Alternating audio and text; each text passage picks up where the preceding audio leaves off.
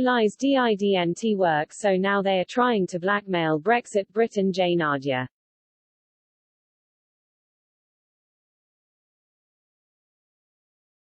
The UK-EU Trade and Cooperation Agreement, which has now finally been passed into law by the European Parliament, with a majority of 650, has many faults which have been discussed at length.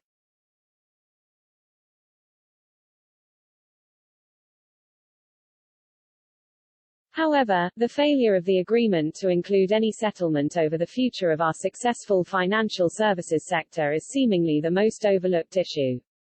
This lack of interest from the majority in the media, the Remain-biased snivelling civil service, as well as in government, is largely why the EU has evidently bet on in its attempts to undermine the economic potential of the United Kingdom outside the European Union.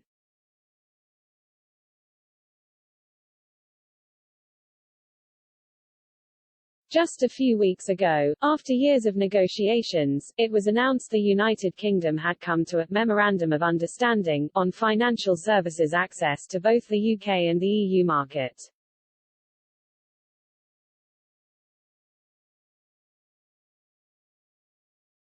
However, while this may sound significant, in reality all this memorandum does is show both sides have agreed to talk about the issue further, in a set format. It brings zero change to the challenges faced by the UK's financial services sector.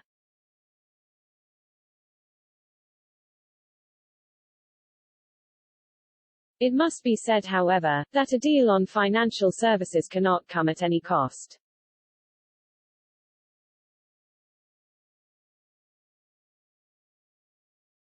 For example, French officials have already said they will seek to reject any deal on financial services if the UK does not give ground on the EU's access to the UK's waters for French fishing vessels.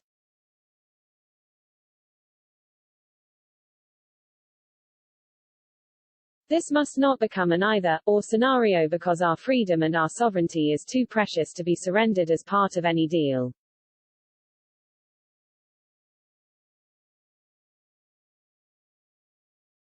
As a nation we cannot succumb to these attempts to blackmail us into conceding our freedom and our sovereignty.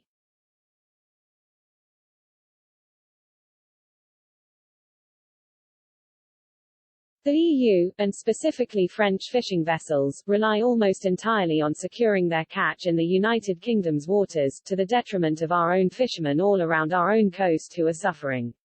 The UK should hold all the leverage in these negotiations. It's time the government actually put it to good use.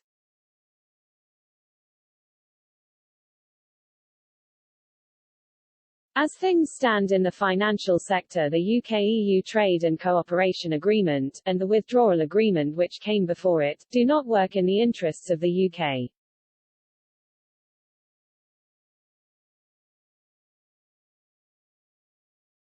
We have let the EU get away with a trade deal in goods which overwhelmingly benefits EU member states, while securing nothing for the financial services industry.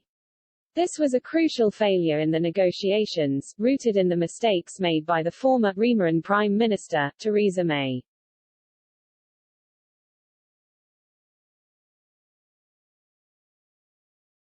As a country we should never have talked about any trade deal in goods in the first place unless the EU first agreed to grant permanent access to EU markets for the UK's successful financial services sector.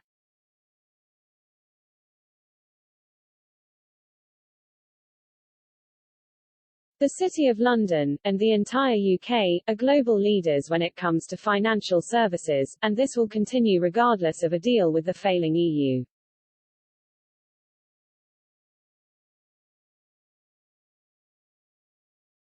What is the point of this deal we have signed up to, which so clearly benefits the EU far more than it benefits the UK? Surely if we cannot secure a preferential deal for our biggest industry, financial services, as well as including a deal which would help our own fishermen, then why are we allowing the EU easy access to our markets and our waters?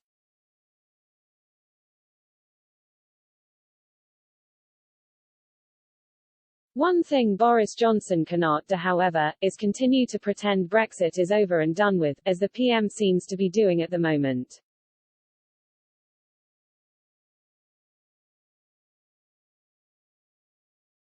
If the UK lets its guard down, we will pay the price in the future.